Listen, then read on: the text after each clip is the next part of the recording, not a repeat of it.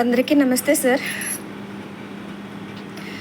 నా వీడియోలు ఆదరించి నాకింత సపోర్ట్ చెప్తున్న ప్రతి అమ్మకి, ప్రతి అన్నకి చాలా చాలా థ్యాంక్ యూ సార్.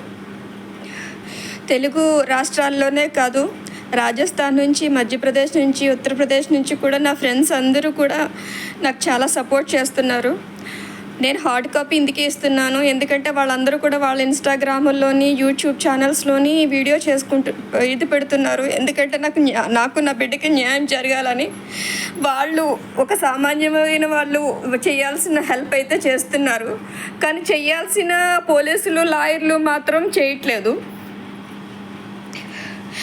ముఖ్యంగా ఈ వీడియో చేస్తుంది ఎందుకంటే పవన్ కళ్యాణ్ గారు, దేవుడు లాంటి పవన్ కళ్యాణ్ గారు పదవిలోకి రానంతసేపు వైసీపీ గవర్నమెంట్లో ఉన్నప్పుడు నాకు, నా బిడ్డకి చాలా మద్దతు ఇచ్చారు. దివ్యాంగులకు, ఆడవాళ్ళ కోసం చాలా పోరాడారు. వైసీపీ గవర్నమెంట్లో చాలా పోరాడారు, చాలా ధర్నాలు చేశారు. ఒక దివ్యాంగులకి అన్నగా ఉంటానని, తోబుట్టువులందరినీ రక్షిస్తానని, 35,000 మంది ఆడవాళ్ళు మాయమైపోయిన వాళ్ళని రక్షిస్తానని, అలాగే నన్ను, నా బిడ్డను కూడా కాపాడుతామని చాలా వాగ్దానాలు చేశారు. కానీ ఆయన డిప్యూటీ సీఎం అయిన తర్వాత ఇంతవరకు మాకు న్యాయం చేయలేదు. సరికదా, నన్ను, నా బిడ్డని హెరాస్మెంట్ చేసిన ఆ లాయర్ గారిని, గన్మ్యాన్ని కూడా ఆయన గన్మ్యాన్ కింద పెట్టుకున్నారని తాడిచెట్టు రాజా గారు చెప్పారు. మరి అది ఎంతవరకు న్యాయం అనేది పవన్ కళ్యాణ్ గారే చెప్పాలి. తాడిచెట్టు రాజా గారి గన్మెన్గా ఉన్నవాడు ఇప్పుడు పవన్ కళ్యాణ్ గారి గన్మెన్ కింద మారాడంట. అయ్యా పవన్ కళ్యాణ్ గారు, నేను, నా బిడ్డ, నా ఫ్యామిలీ మొత్తం మీకు చాలా పెద్ద అభిమానులు అండి. ఒక సినిమా హీరోగా మీకు పాలిటిక్స్ సరిపోవు సార్. వచ్చేయండి సార్, మీరు కూడా కాశీ వచ్చేయండి సార్. మీలాంటి ఉత్తములు అక్కడ పాలిటిక్స్లో ఇది అవ్వలేరు సార్. ఎందుకంటే మీరు చాలా ఉన్నత ఆశయాలతో వచ్చారు. కానీ మీ సెక్రటరీలు సందీప్ అనేవాడు, ఆర్య గారు, వీళ్ళందరూ కూడా మాకు న్యాయం చేయట్లేదు. ముఖ్యంగా కాకినాడ ఎమ్మెల్యే నానాజీ గారు, పంతం నానాజీ గారు పదవి రానంతసేపు మా ఇంటి చుట్టూరు తెగ తిరిగారు, నాకు, నా బిడ్డకి న్యాయం చేస్తానని. పదవి వచ్చిన తర్వాత ఒక్కసారి కూడా మాకు ఇది ఇవ్వలేదు. దానికి కారణం కేవలం పవన్ కళ్యాణ్ గారి మంచితనం. అంత మంచివాడు రాజకీయాల్లో పనికిరాడు సార్. ఎందుకంటే మిమ్మల్ని వాడుకొని నా బిడ్డ లాంటి వాళ్ళకి మాకు అన్యాయం జరుగుతుంది సార్. వైసీపీ గవర్నమెంట్లో 35,000 మంది ఇది అయ్యారని మీరు చెప్పారు. వాళ్ళలో ఎంతమందిని కాపాడారో తెలియదు. కానీ మీరు పదవిలోకి వచ్చాక అక్కడ మటర్లే జరిగిపోతున్నాయి సార్. సాక్షాత్తు మమ్మల్ని ఇది చేసిన వాళ్ళే మీ దగ్గర గన్మన్గా పెట్టుకున్నారంటే ఇంకా క్రిమినల్స్కి మీరే అడ్డా ఇచ్చినట్టు మీ జనసేనే ఇది పెద్ద సంస్థానం అయిపోయింది సార్, వైసీపీ క్రిమినల్స్ అందరికీ కూడా. ఎందుకంటే నాకు ఈ పార్టీలు తెలియదు సార్. జనసేన తెలియదు, తెలుగుదేశం తెలియదు, వైసీపీ తెలియదు, నాకు పార్టీలు తెలియదు సార్. నేను ఒక అమ్మని, కేవలం నేను ఒక అమ్మని. అప్పుడు వైసీపీ గవర్నమెంట్లో ఉన్నసేపు జగన్ చేయించాడు అన్నారు.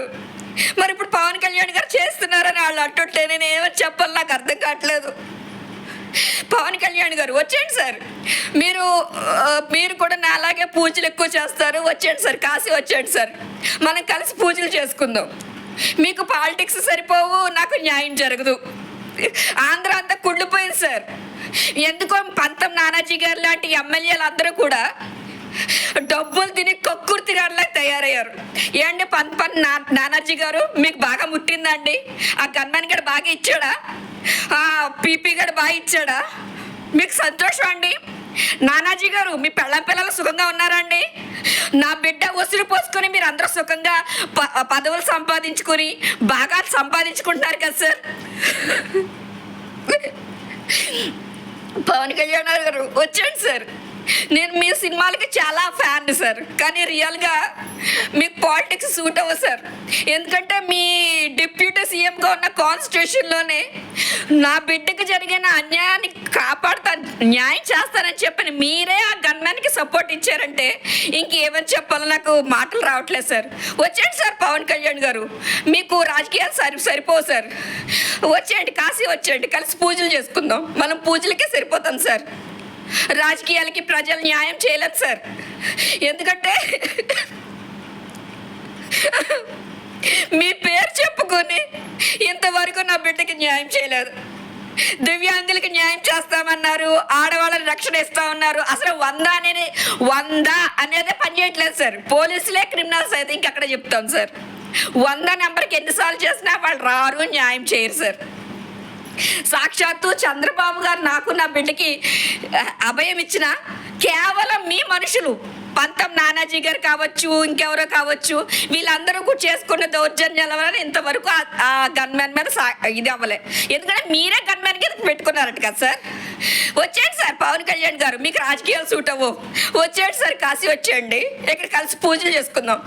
నేను ఇంకా మీరు ఒక యోగిలాగా, ఒక మోదీలాగా గుండాల్ని, క్రిమినల్స్ని ఇది చేస్తారనుకున్నాను. కానీ లేదు సార్, మీరు సపోర్ట్ చేస్తున్నారు. మీకు తెలిసి జరుగుతుందో తెలియక జరుగుతుందో నాకు తెలియదు. ఎందుకంటే నేను ఎన్నిసార్లు సందీప్ గారికి చెప్పినా పంతం నానాజీ గారు అయితే అసలు అడ్రస్సే లేడు. మరి ఆడేమి ఎమ్మెల్యే, ఆడి బతుక్కి తెలియాలా? ఇలాంటి వెధవలు అందరూ ఎమ్మెల్యేలు అయిపోతే ఇంకెందుకండి మాకు? దివ్యాంగులకి న్యాయం చేసేస్తాం, ఆడపిల్లలకి న్యాయం చేసేస్తామని ఊరు వాడు చెప్పుకోవడం ఎందుకు sir? I'm really shame about you sir. నన్ను క్షమించండి. మీ ఒక సినిమా యాక్టర్గా మీ అభిమానాన్ని నేను, కానీ పాలిటిక్స్లో మీరు సూట్ అవ్వదు సార్. నేను చాలా బాధతో చెప్తున్నాను సార్. నా అభిమాన హీరో ఇలాగా నాకు అన్యాయం చేసిన వాళ్ళకే షెల్టర్ ఇచ్చాడంటే నేను తట్టుకోలేక చెప్తున్నాను సార్. ఇంతవరకు నా సపోర్ట్ చేస్తున్న నా ఫ్రెండ్స్కి, నా వెల్ విషెస్కి అందరికీ చాలా చాలా థ్యాంక్ యూ ఆల్. నేను అడగకుండానే నా ఛానల్ సబ్స్క్రైబ్ చేస్తున్నందుకు, నా వీడియోస్ షేర్ చేస్తున్నందుకు, వాళ్ళ ఇన్స్టాలో పెట్టుకున్నందుకు అందరికీ కూడా చాలా చాలా థ్యాంక్ యూ సార్. ఆంధ్రాలో నాకు నా బిడ్డకి జరిగిన అన్యాయం, గవర్నమెంట్లు మారాయి, పోలీసులు మారారు, లాయర్లు మారారు, కలెక్టర్లు మారారు, కానీ న్యాయం జరగలే. అందరికీ కూడా పైసలు వెళ్ళిపోయినాయి సార్. అక్కడ సామాన్యులు బతికే రైట్ లేదు సార్. మీరు పవన్ కళ్యాణ్ గారు డౌన్ టు ఎర్త్ వచ్చారు, ఏదో న్యాయం చేస్తారనుకున్నాను, చేయలేదు సార్. పవన్ కళ్యాణ్ గారు వచ్చాడు సార్, కాశీ వచ్చేయండి, కలిసి పూజలు చేసుకుందాం. మన పూజలకే కరెక్ట్ సార్, పాలిటిక్స్ సూట్ అవ్వదు సార్. మీలాంటి మంచి హృదయం అవ్వదు సార్.